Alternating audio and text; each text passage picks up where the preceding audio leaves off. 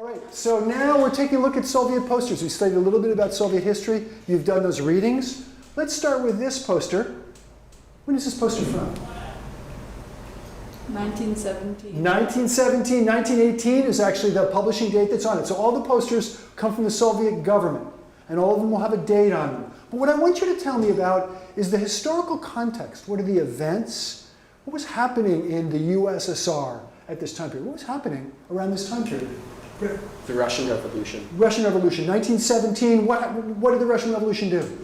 It converted Russia to a communist country. Very good. So this is from 1 year in, the year of the proletarian dictatorship, right? This is from 1917, 19, so very, very early in, from the new communist government.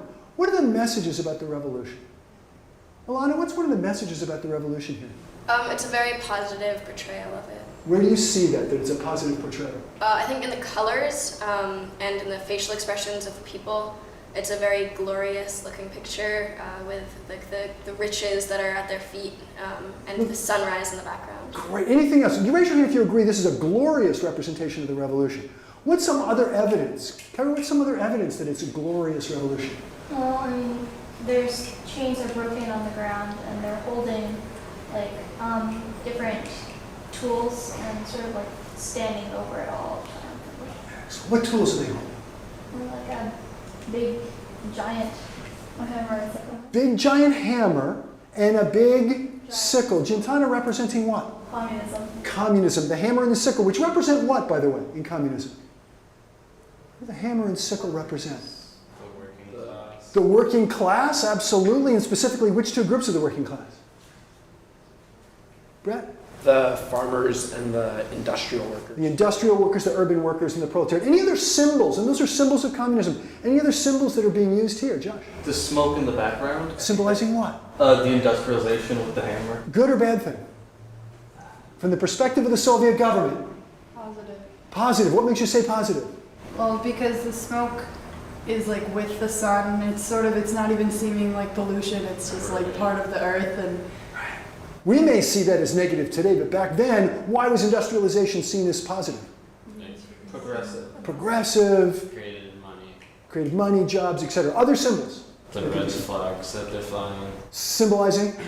Communism. Excellent. Other symbols that you see? Anybody else? What about here, on the ground? That shield. What might that symbolize? like the fight they went through. The fight? there. They've been fighting. Who are they fighting against? Capitalists. Capitalists in some cases, but in the case of the Tsar, what else is down there along with the shield? The crown. The crown. Former Tsar. Former Tsar and the leader. And you referenced the chains. What do the chains represent? They're sort of being freed from them. Excellent. So this is a poster from 1918 speaking to the glories of the revolution. What historical context and events does this poster speak to? Take a minute. Take a look at it. It's a complex one. That's Stalin's face and That's Stalin's face. In what? the sickle. The sickle at his side. Tell me more about what you see in that face. What else do you see in that face? I think that's blood, isn't it? Is it blood? What is this speaking to? Brett? Well, it says collectivization on the side. Yes. So I think this is referring to when Stalin forced people to join collective farms and it resulted in starvation. Very good. That's coming back to you now. What time period is it talking about in Soviet history? 1929. 1929, right up there in the poster. But when was this produced? 1988. Why would the Soviet government, is this pro-Stalin or anti-Stalin? Anti-Stalin. Anti-Stalin. What's its position on forced collectivization of agriculture? Bad. Francesca? It's bad, and it's kind of also intertwining Stalin and collectivization and communism, kind of putting the two together as one. And in fact, the death of millions of people during that time associated with Stalin's policies. But this was produced by the Soviet government in 1988. Why would the Soviet government be producing a poster in 1988 critiquing and criticizing? Right? Well, this was the reform government at the end of the USSR. Led by Gorbachev. Mikhail Gorbachev. Oh yeah. Yeah, and why would Gorbachev be putting this poster together? As part of the perestroika and glasnost, Meaning? meaning a kind of opening arms to capitalist ways a little bit. And critiquing the previous governments of the Soviet Union. And you'll see that later on. But let's go to this poster. 1942. What historical event dominated Soviet history at this time? Francesca?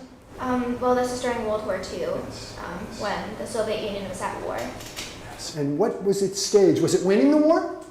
No. We're seeing a shaking of heads. Marlena, what makes you say it wasn't winning the war? Well, there's a girl in the arms of the man, young man. Or woman? Yeah? I can't tell, but and the child is bleeding, and there's fire in the background, and the expressions on the person holding the child's face is like anything. It's like help me, and then the words at the top, avenge us. Avenge us. Is this about victory? No. What is this about? Like, the revenge. But, also the colors, it's really dark. It's like, and the red letters, Yes. What does the red letter signify? probably communism. Maybe communism. What else?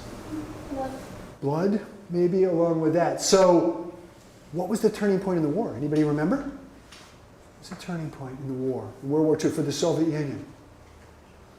You remember, Brett? Was it Stalingrad? It was the Battle of Stalingrad. Before or after this, do you think? Very good. You're inferring that after, and it was in 43. It was, so this is really the great defeat of the Soviet Union, at this point. Good. I'm going to do one more. One more. Oh, no, I'm going to do two more. This is from 1962. What was going on in 1962? Soviet Union. History of the Soviet Union. Francesca, any idea? I mean, this was post-World War II when tensions were high with the U.S. as the two remaining superpowers. What do we call that time period? The Cold War. The Cold War. Does this reflect the Cold War? Think back to your history that you've been saying. 1962. What events were happening in 62? Cold War-related events. Any guesses? Was it the Cuban Missile Crisis? Cuban Missile Crisis. Excellent. And what does this poster suggest from the Soviet perspective? What's the statement here? They're the victim. They're the victims of what? What's going on in this image?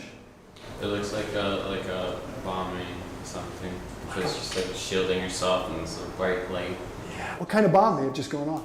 A nuclear bomb. A nuclear bomb, possibly, by the bright light and the shielding of herself, and a statement about the tensions between the Soviet Union. Which country was in the lead with nuclear weapons in 1962? Yeah, The United States. the United States was in the lead. Later on, the Soviet Union kept catching up, but at this point, the U.S. was in the lead. So what was the Soviets' position on nuclear weapons?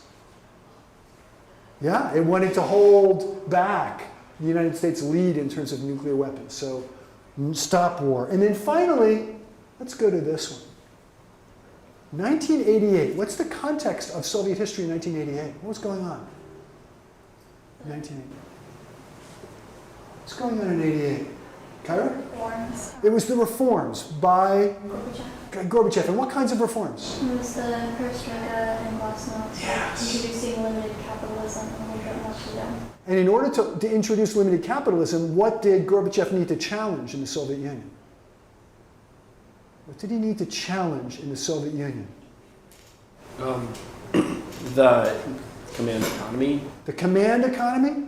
Former policies. Yes. Former policies, and what were the primary focus of the economic policies prior to Gorbachev? What were the economic policies? How did the economy run? You said the By the command. government. Run by the government. So decisions about things like how you would plow your fields, who made those decisions? Government. Right? What's the statement here? What's the statement here in this poster from 1988 by the government? It's telling that the government is run by, like, the agriculture is run by big people and The bureaucrats in this case. right, yeah, and it should be like put back in the hands of the tiny little farmer. Excellent, excellent.